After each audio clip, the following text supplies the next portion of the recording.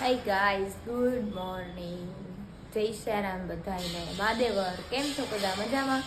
તો ફાઇનલી આપણી સવાર થઈ ગઈ છે અને વાગી ગયા છે કેટલા તો 10 વાગે આપણી સવાર થઈ છે, બરાબર. તો ચા મસ્ત મૂકી દીધી છે અને નાસ્તો પાણી કરવા બેસી જાય હમણાં. જોઈએ હવે નાસ્તામાં શું બનાવી, ભૂખ તો લાગી છે. આઈ થિંક પરોઠું બનાવશું, બરાબર. તો બન્યા રહેજો વ્લોગમાં. આજ તો હોલિડે છે એટલે ઓલું બધા કહે ને સન્ડે ફંડે, પણ અમારે સન્ડે ન હોય, અમારે ફ્રાઈડે ફંડે હોય. તો ફાઇનલી આપણી મોર્નિંગ થઈ ગઈ છે, બરાબર. તો ચાલો બધા પરોઠું ને ચા ખાવા જો વિથ સોંગ આવી જાવ. ચાલો બધા નાસ્તો કરવા માટે. તો આજે શુક્રવારી છે તો અમે શુક્રવારી માણવા માટે આવી ગયા ખાલી ફોકટના. અને અહીંયા મસ્ત દાદા રસ બનાવે છે.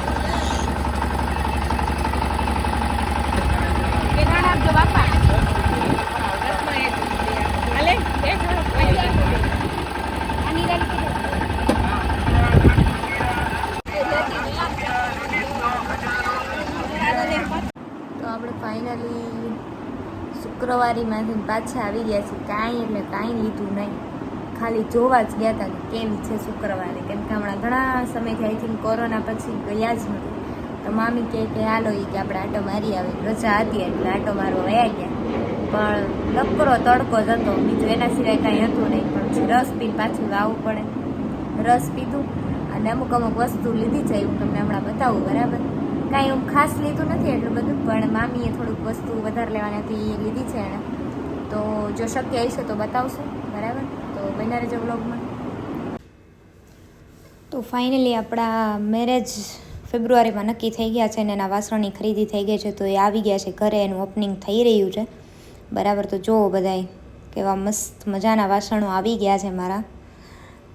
તો સૌ પ્રથમ તો જો આ બાજોટ, જો કે બધી મારી જ પસંદનું છે, પણ 25 દિવસ એનું કીધું હતું કે એ લોકો બધું સેટઅપ કરીને મોકલશે, એટલે આજે આવી ગયા છે. અને મેરેજની ડેટ પણ થોડાક દિવસોની અંદર આવી જશે, તો તમે વ્લોગ જોતા રહેજો, બરાબર. મેરેજની ડેટ શું આવશે હું તમને કહીશ. જો મસ્ત મજાનો તાંબાનો ત્રાસ આવી ગયો છે. તો હવેથી બધી મેરેજના આઈ થિંક વ્લોગ આવશે, જો જેમ જેમ નક્કી થશે એમ તો વ્લોગ જોતા રહેજો, બરાબર. આપણો જમાનો આવી ગયો હોય, બાકી આપણે અહીંયા પેટી વગાડી પ્રેક્ટિસ ચાલુ છે. અને જો અમુક માણસો આપણે રાખી લીધા છે ડ્રેગન ને બધું ખવડાવવા માટે, પાણી બાણીની વ્યવસ્થા. એક ચમચી પ્લીઝ.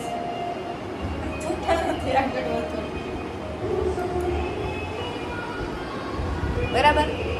અત્યારે આપણે બિઝી, નવરાત્રીનો સમય એટલે આપણે બિઝી છે અત્યારે, બરાબર.